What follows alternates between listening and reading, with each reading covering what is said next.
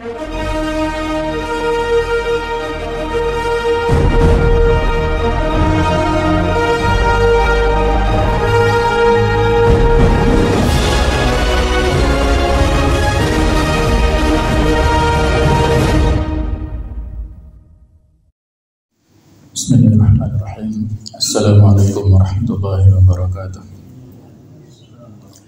Alhamdulillahi wa kafa, wassalatu wassalamu ala nabiyil mustafa wa man sara ala nahji faqtiktafa ba'du.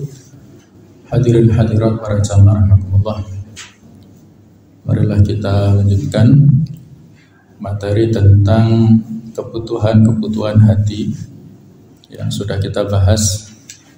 Kita harus menjaga hati kita ini dari pintu-pintu syaitan yang sudah kita sampaikan, khususnya atau yang paling utama ada 14 pintu, dari hasad sampai dengan mencari-cari kesalahan orang lain. Ini harus kita hindari. Nah, yang berikutnya tentang kebutuhan hati, yaitu takhliyatuhu anil muhlikat. Kita jauhkan, kita bersihkan hati kita ini dari hal-hal yang merusak. Yang utama ada, kita sebutkan ada 6 poin di sini. Yang pertama adalah al-isyraku billah atau asyirku billah. Asyraka yusyriku isyrakan, yang secara bahasa artinya ittikhadus syarik, membuat syarikat ataupun tandingan. Dalam Al-Quran banyak sekali ayat yang memperingatkan kepada kita supaya menjauhi kesyirikan. Di antaranya ada pesan dari Luqman kepada putranya dalam surah Luqman ayat ke-13. Allah berfirman, ya bunayya la tusyrik billah, inna syirka la dzulmun adzim. Wahai putraku, janganlah engkau menyekutukan Allah. Sesungguhnya syirik atau menyekutukan Allah itu kezaliman yang besar. Kenapa syirik itu disebut kezaliman? Karena secara bahasa zalim itu adalah meletakkan sesuatu tidak pada tempatnya. Orang yang syirik berarti dia menyamakan antara makhluk dan khalik, antara pencipta dan yang diciptakannya. Dalam hal yang khusus itu milik Allah Ta'ala, hukukullah, hak-hak Allah Ta'ala. Hak untuk diibadahi, hak untuk menciptakan, memberikan rezeki, memberi manfaat, menolak bahaya, itu semuanya hukukullah, hak-hak Allah, tidak boleh diambil alih oleh makhluknya. Sehingga orang yang melakukan kesyirikan, dia menempatkan sesuatu tidak pada tempatnya, kezaliman yang sangat besar. Dan syirik ini banyak sekali bahayanya, terutama dalam hal yang syirik besar ya. Ada syirik besar, ada syirik kecil. Perbedaannya, kalau syirik besar itu bisa menjadikan seseorang tidak diampuni dosa tersebut sebelum dia bertobat. Kemudian kalau yang kedua, yaitu dia bisa menjadikannya terhapus amal-amalannya. Dan yang ketiga adalah menjadikan pelakunya itu tidak mendapatkan syafaat ya. Artinya dia bukan ahlu tauhid ya. Dia adalah orang yang tidak termasuk ahlu tauhid, sehingga dia nantinya tidak mendapat syafaat. Kalaupun syirik kecil ini nanti ada pembahasannya ya. Jadi kalau yang syirik besar ini, apabila pelakunya tidak bertaubat sebelum meninggal, maka dia tidak diampuni oleh Allah Ta'ala.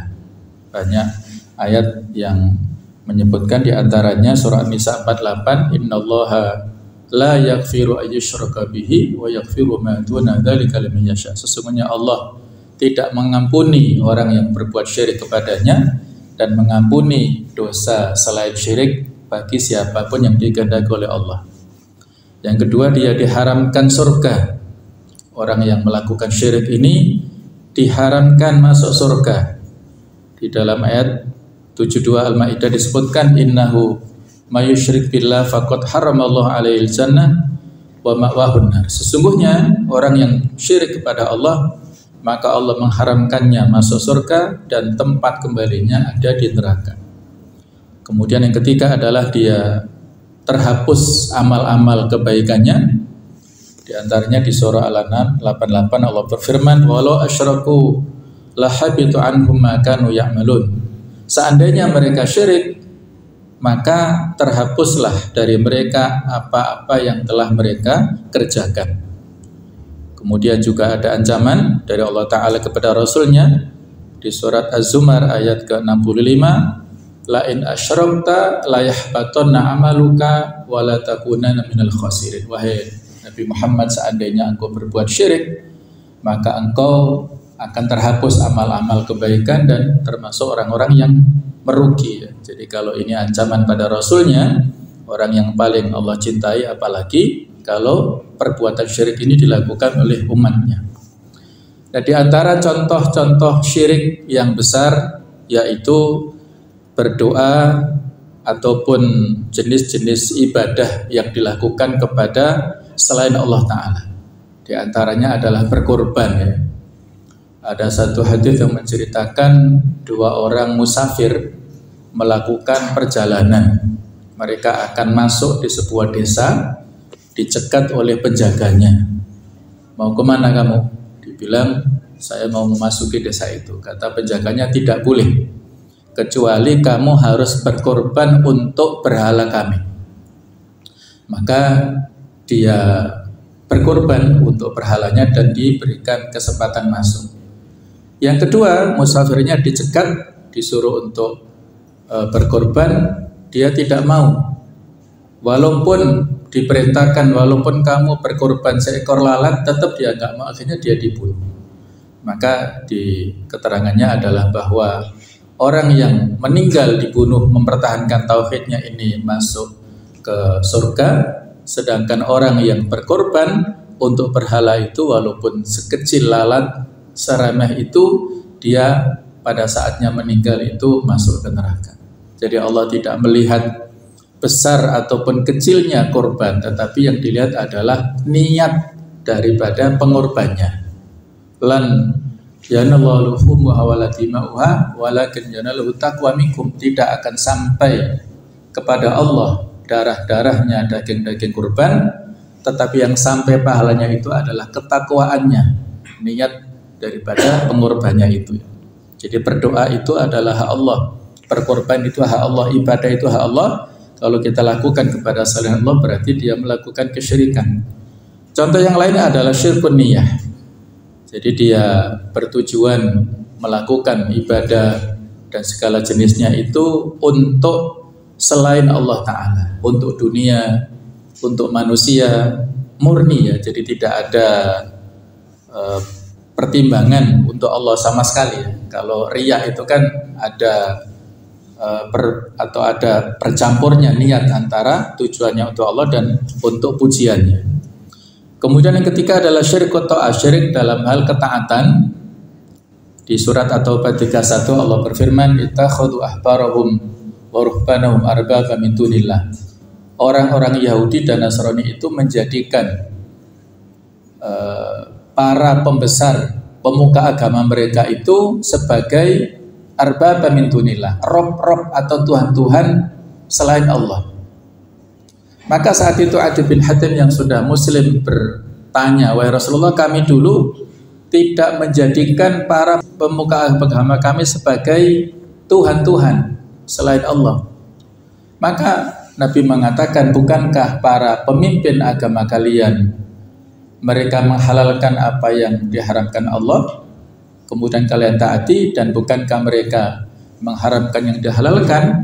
Maka kata Adi bin Hatim, bala, betul. fatilka ibadatuhum, itulah kata Nabi, itulah bentuk ibadah mereka. Jadi yang namanya ibadah itu bukan semata-mata ruku ataupun sujud, tetapi ketika seseorang mentaati sebuah aturan, sebuah kebijakan yang bertentangan dengan aturan agama, aturan Allah ataupun Rasulnya, kemudian ditaati oleh orang yang harus melaksanakan atau oleh anggotanya, maka itulah bentuk syirik dalam hal ketaatan. Ini sekaligus sebagai PR ya, ataupun tugas bagi siapapun kita yang punya amanah kepemimpinan di level manapun. Jangan sampai membuat aturan atau membuat kebijakan yang bertentangan dengan aturan agama. Jangan dibenturkan antara aturan buatan kita sebagai manusia, walaupun kita sebagai pemimpin, dengan aturan agama, karena itu nggak sebanding. Aturan agama dari Allah pencipta kita, aturan-aturan positif itu buatan manusia, tidak sebanding ya. Karena kalau kita benturkan, mohon maaf, misalnya membuat aturan kerja yang menabrak atau melewati waktu-waktu sholat sehingga mengkondisikan orang-orang yang di bawah kita harus meninggalkan sholat misalnya, maka itu berat hisabnya nanti bagi pemimpin yang membuat aturan dan juga bagi yang mentaati aturan itu. Kalau yang mentaati aturan yang bertentangan dengan aturan dari Allah, maka itu terjebak dalam bentuk kesyirikan, syirik to'ah ini. Nah itulah ya yang perlu untuk dijadikan sebagai pertimbangan. Yang keempat contohnya adalah syirkul mahabbah, syirik dalam hal kecintaan, yang disebut oleh para ulama al-mahabbatu ma'allah, cinta yang ada bentuk tandingan cinta kepada Allah. Disyaratkan di Al-Baqarah 165, wa minan nasi may yattakhidhu min dunil andadan yuhibbunahum ka hubbillah. Di antara manusia ada yang membuat tandingan-tandingan atau andadan yuhibbunahum, mereka cinta kepada mereka sebagaimana cintanya kepada Allah. Jadi hati-hati, kita cinta kepada sesama manusia boleh, silahkan. Kita cinta pada istri itulah sesuatu yang harus ya, selama dalam batas-batas yang normal, cinta atau mahabbah tabi'iyah silahkan. Tapi kalau satu saat kecintaan kita kepada istri dan dia memerintahkan maksiat kepada suami, memerintahkan korupsi misalnya, atau memerintahkan mencuri, memerintahkan sesuatu yang bertentangan dengan aturan, kemudian kita ikut dengan apa yang disampaikannya karena dasar cinta, hati-hati, ini bisa masuk pada syirkul mahabbah, kecintaan yang mengarah kepada kesyirikan. Nah itulah contoh-contoh syirik harus kita jauhi, termasuk di dalamnya adalah syirik kecil. Syirik kecil ini bisa dalam bentuk ucapan ataupun sikap ya. Kalau dalam bentuk ucapan ya lebih ke arah khofi ya, yaitu adalah misalnya seseorang mengatakan kata-kata yang mengandung unsur kesyirikan yang sudah pernah kita bahas. Misalnya seseorang mengatakan Masya Allah wa syi'ta ketika dia menghadapi sesuatu ya yang dia heran, ini semua atas kehendakmu, kehendak Allah dan kehendakmu. Nah, itu mengandung unsur masyiah, menyamakan kehendak Allah dengan kehendak manusia. Yang boleh adalah Masya Allah thumma syi'ta. Ini adalah karena kehendak Allah, kemudian adalah berdasarkan usaha ataupun kehendak manusia. Kemudian bersumpah atas nama selain Allah, walaupun itu Ka'bah, tidak boleh. Demi Ka'bah, demi Rasul, tidak boleh. Yang boleh adalah demi Allah. Jadi orang yang mengatakan sumpah atas nama selain Allah maka disebut syirik. Disebutkan hadis, man halafa bi ghairillah faqad kafara aw asyraka. Siapa yang sumpah atas nama selain Allah maka dia kufur atau syirik. Tapi para ulama memberi catatan, ini kufur dan syiriknya syirik kecil. Kemudian dalam bentuk yang kaitannya dengan sikap, ya contohnya riya, orang yang mengharapkan dilihat dari perbuatannya dan dipuji oleh orang lain dalam hal perbuatannya, itu riya. Kalau dia ingin didengar, maka sum'ah, ya. Dia ingin didengar dan ingin mendapat pujian dari orang lain. Itulah tentang masalah al-isyrak billah. Yang kedua, asyakku fiddin. Yang bisa menghancurkan amal-amal kebaikan kita yang harus kita waspadai adalah asyak fiddin, ragu-ragu dalam agama. ragu-ragu tentang rukun iman misalnya, ragu-ragu tentang kebenaran Islam, masih memiliki semacam persepsi-persepsi yang negatif tentang Nabi Muhammad misalnya, yang digambarkan sebagai orang ini orang itu, yang itu dari orientalis ya. Jadi ini harus kita waspadai. Orang yang ragu-ragu Islam itu agama yang paling benar, maka itu bisa termasuk salah satu di antara pembatal keimanannya atau pembatal keislamannya, dan termasuk di antara tanda nifak, tanda kemunafikan. Digambarkan di surat An-Nisa 143, mudzabdzabina baina dzalika. Orang munafik ini ragu-ragu antara yang demikian. La ilaha ula wa la ilaha ula. Tidak blok sana, tidak blok sini. Tidak memihak ke sana, tidak memihak ke sini. Kemudian Allah Ta'ala berfirman, wa may yudlilillahu falan tajida lahu sabila. Orang yang disesatkan Allah Ta'ala maka dia tidak menemukan jalan kebaikan. Di antara bentuk yang perlu kita perlu kita waspadai adalah misalnya sinkretisme. Sinkretisme adalah paham yang mengajarkan untuk menggabungkan atau menyatukan unsur-unsur yang berbeda seperti kepercayaan, budaya, kemudian juga aliran agama. Di antara contohnya Islam Abangan misalnya, yang menggabungkan antara ajaran Islam dan kejawen. Nah, ini hati-hati. Islam itu lurus, agama yang benar, sementara kejawen ini ada unsur budayanya, sehingga ya dalam hal ini ada ya di antara keyakinannya tidak perlu melaksanakan ritual-ritual agama khusus, tetapi dengan ritual-ritual yang sudah biasa dilakukan oleh kakek nenek moyangnya dulu ya, dengan misalnya bertapa atau mungkin cukup dengan eling saja, cukup mengingat saja, tidak perlu sholat ataupun ibadah-ibadah khusus. Ini hati-hati ya. Jadi asyak fiddin, ragu-ragu dalam agama. Sama sekalian ada sebuah hadis yang cukup panjang ya, riwayat daripada Imam Ibnu Majah. Jadi pada saat seseorang nanti di alam barzakh, dikubur, ada dua malaikat yang mendatanginya. Kemudian dua malaikat ini bertanya, apa agamamu? Dia menjawab tidak tahu. Kemudian dia ditanya, siapa laki-laki ini? Maksudnya Nabi Muhammad. Maka dia mengatakan, orang-orang mengatakan seperti itu, saya hanya mengikutinya, tidak punya ilmu tentang itu. Kemudian dibukakan lubang celah di kuburan sana, dan di situ ada pemandangan surga. Dikatakan oleh malaikat, itulah kamu lihat di sana, pemandangan yang sangat indah, yang sangat menakjubkan, yang Allah palingkan, artinya Allah tidak memasukkanmu ke situ. Kemudian diperlihatkan lagi lubang, kemudian disuruh melihat, coba lihat pemandangan itu, pemandangan neraka, sangat mengerikan, orang-orang banyak disiksa di sana. Kata malaikat, itulah tempat kembalimu nanti, tempat abadimu di neraka itu. Kenapa demikian? Kata malaikat ini, karena kamu hidup dalam keadaan ragu, kamu mati dalam keadaan ragu, dan kamu dibangkitkan dalam keadaan yang ragu-ragu.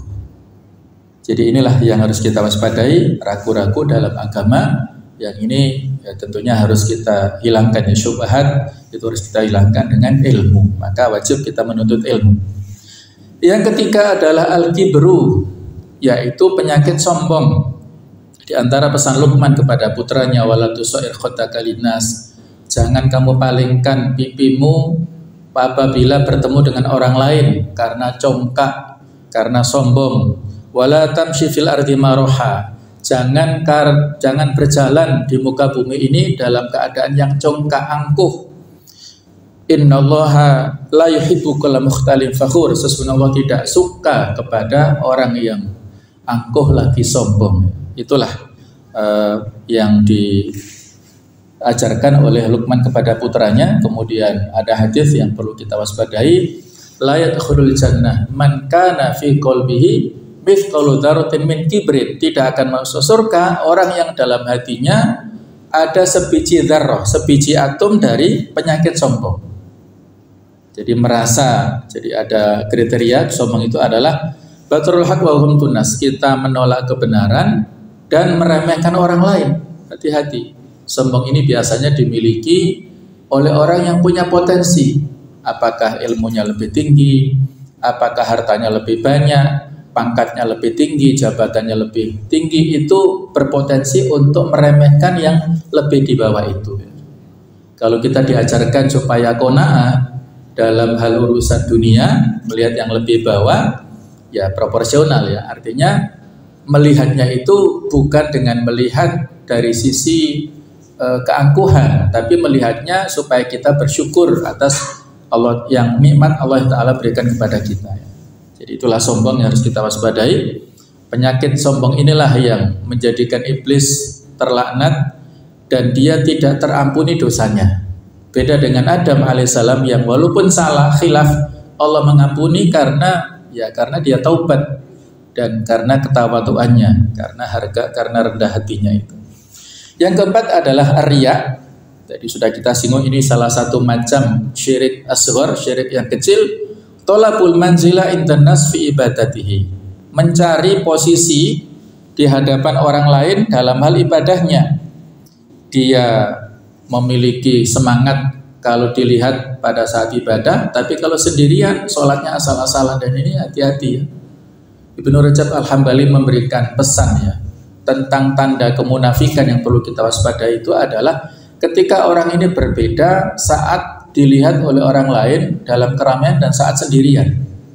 Kalau dalam keadaan ramai, ketika dilihat dia memiliki semangat, kelihatan khusyuk misalnya dalam sholat dan ibadah yang lainnya, sementara saat sendirian dia tidak punya semangat untuk khusyuk dan tidak punya semangat ibadah, maka hati-hati, itu termasuk jenis penyakit nifaq, penyakit orang munafik yang perlu kita waspadai. Ketika di hadapan orang lain dia seolah soleh, alim, luar biasa ketawaduannya dan juga menjauhi kemaksiatannya, tetapi kalau sendirian dia gampang melakukan maksiat, hati-hati. Ini bisa tanda kemunafikan yang ada pada diri seseorang. Itu nasihat dari Ibnu Rajab Al-Hambali yang perlu kita perhatikan ya. Kemudian yang kelima adalah ujub. Nadharul insan ila haulihi wa quwwatihi wa nisyanahu minnatullah. Jadi melihatnya seseorang kepada potensinya, kekuatan, daya dan upayanya itu, tetapi melupakannya nikmat dari Allah. Kita mendapat potensi, kelebihan hanya dinisbatkan kepada kemampuan kita, bukan kepada rezeki dari Allah, bukan kepada nikmat dari Allah. Hati-hati. Kita dimudahkan untuk berangkat ke masjid sholat jamaah, melihat tetangga yang tidak pernah ke masjid, merasa kita lebih baik daripada tetangga kita. Hati-hati. Ini bisa jadi merupakan benih-benih ujub, bangga diri kepada diri kita ya. Salah satu mulikat kata Rasulullah, ada 3 hal yang merusak. Yang pertama syuhun muta', orang bakhil yang ditaati, kebakhilan yang ditaati. Kemudian hawa muttaba', yaitu hawa nafsu yang diikuti. Dan yang ketiga adalah ijabul mar'i bi nafsihi, takjubnya seseorang kepada dirinya sendiri. Yang terakhir yang keenam adalah al-ghurur atau al-ikhtirar, dia tertipu dengan dirinya sendiri. Jadi lebih parah daripada ujub. Jadi dia memiliki segala macam kelebihan, kemudian dia melihat apa yang diri orang itu lebih rendah. Itulah ghurur, penyakit ghurur yang ini pernah menimpa kepada para sahabat pada saat perang Hunain. Ketika mereka jumlahnya lebih banyak daripada orang-orang kafir, dengan mengatakan setelah ini kita nggak akan terkalahkan, maka Allah Ta'ala memberikan peringatan di awal peperangan, justru mereka keteteran. Kemudian Rasulullah memberikan motivasi yang sangat intensif kepada mereka sehingga mereka bersemangat dan bisa memukul balik orang-orang kafir dan mendapatkan kemenangan. Wa yauma Hunainin id a'jabatkum kathratukum, dan pada hari Hunain ketika membanggakan kepada kalian jumlah kalian yang banyak. Jadi jumlah yang banyak bukan faktor kemenangan. Faktor kemenangan adalah dari Allah Subhanahu wa taala. Kita juga demikian. Kalau seandainya kesuksesan itu diukur oleh pendidikan seseorang, betapa banyak pendidikan terendah ternyata dia sukses dari sisi finansial. Ada orang yang ahli dalam bidang ekonomi, tapi ekonomi finansial secara real dia pas-pasan itu ada. ada orang yang dari sisi kemampuan intelektualnya rendah, tetapi ekonominya bagus, usahanya bagus dalam hal-hal yang bisnis yang real. Jadi tidak bisa diukur potensi kita dengan kesuksesan, semua itu adalah atas izin dan kuasa dari Allah Subhanahu wa taala. Demikianlah mudah-mudahan Allah taala menjauhkan kita semuanya dari hal-hal yang merusak dan menjaga hati kita semuanya. Amin ya rabbal alamin.